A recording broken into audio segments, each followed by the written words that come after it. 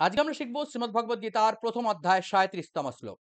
তস্মন্নর্হবয়ং হন্তুং তস্মন্নর্হবয়ং হন্তুং ধার্তরাষ্ট্রান স্ববান্ধবান ধার্তরাষ্ট্রান স্ববান্ধবান স্বজনং হি কথং হত্বা স্বজনং হি কথং হত্বা সুখেনঃ শ্যাম মাধব সুখেনঃ শ্যাম মাধব।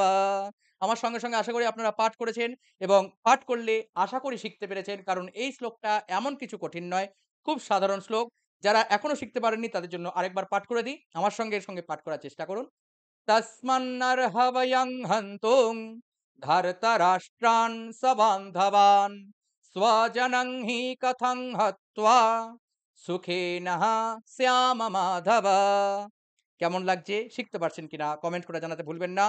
আর অবশ্যই কমেন্ট করে জানাবেন যে গীতার এই শ্লোকগুলো সংস্কৃতের কোন ছন্দে আমরা পাঠ করা শিখছি।